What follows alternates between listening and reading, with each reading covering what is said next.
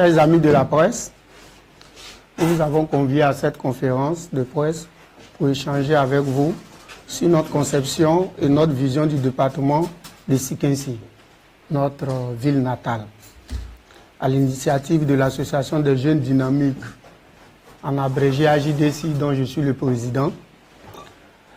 Et je suis entouré et accompagné de mes frères et homologues présidents de jeunesse, présidents de mouvement, présidents d'associations, à savoir le président des jeunes du village de Libou, le président des jeunes de Badasso, le président des jeunes de Kataji qui est absent, ainsi que les premiers responsables d'associations et mouvements du département.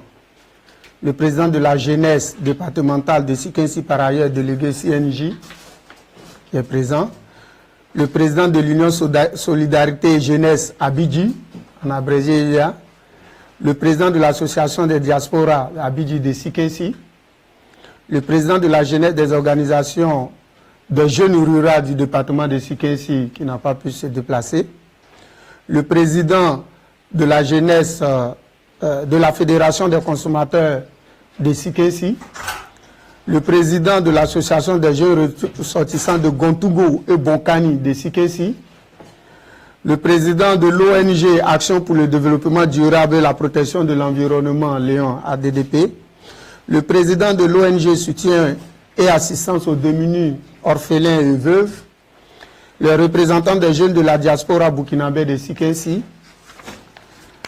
Je voudrais partager avec vous, femmes et hommes des médias, quelques points essentiels. Je voudrais vous féliciter parce que vous faites un excellent travail, surtout à l'orée des élections présidentielles d'octobre de cette année 2025. C'est dans ce cadre-là que je voudrais inscrire cette conférence de presse en ma qualité de premier responsable de ce mouvement de jeunesse. Je voudrais m'atteler à l'exercice d'inviter la population du département de Sikensi à la paix, la cohésion et l'esprit de fraternité, sans lesquels il ne pourrait avoir de développement. Si nous taisons en 2025, nous aurions failli à notre noble devoir qui est celui de veiller au vivre ensemble dans le département de Sikensi. Nous voudrions donc inviter les populations et la jeunesse de Sikensi à cultiver le vivre ensemble, comme cela fut le cas des années des fondateurs de la ville. La jeunesse a intérêt à privilégier cette attitude qui est un facteur indispensable du progrès et du développement.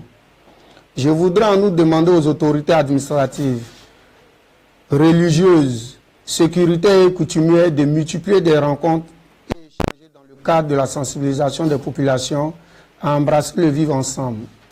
Je souhaiterais que nos autorités trouvent toujours des voies de négociation et de tolérance lorsque d'éventuelles mésententes interviendraient entre les populations et principalement la jeunesse de toutes tendances confondues. Chers amis de la presse, nous voudrions également encourager les jeunes qui œuvrent dans l'entrepreneuriat à ne pas baisser les bras, car notre département regorge de normes potentialités économiques et culturelles. Chaque habitant de ce pays doit apporter sa pierre à l'édifice à tout niveau où il exerce.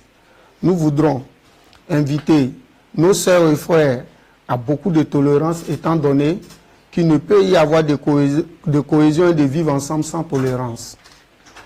Je vais citer un exemple. Le sénateur Kwame Abo-Faustin, par ailleurs chef du village de Kataji, qui a été victime des atrocités de certains frères identifiés après enquête par les autorités compétentes. On le sait pendant la crise post-électorale de 2020. Sa résidence a été littéralement pillée et mise à feu. Malgré cette situation, le sénateur, chef du village de Kataji, s'est brisé, pardonnant ses bourreaux avec lesquels il vit aujourd'hui en bonne intelligence.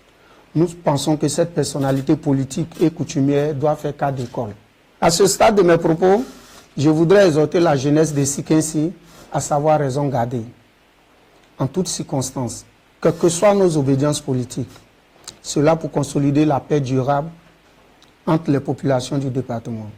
Nous demandons aux populations de s'inscrire dans l'esprit du vivre ensemble en adoptant les attitudes qui consolideront une paix durable dans notre localité. Merci au ministre Pierre Demba, président du conseil régional de notre région, Agnébi-Tiassa, pour ses actions qui consolident la paix sociale et le développement sous la coupole du président de la République. Je voudrais profiter de cette occasion, au nom de la jeunesse de Sikensi et de tous les responsables des premiers leaders avec moi, pour appuyer les démarches déjà entreprises par les cadres relativement à l'obtention d'un second poste de député de la nation et la création d'une nouvelle commune dans le département.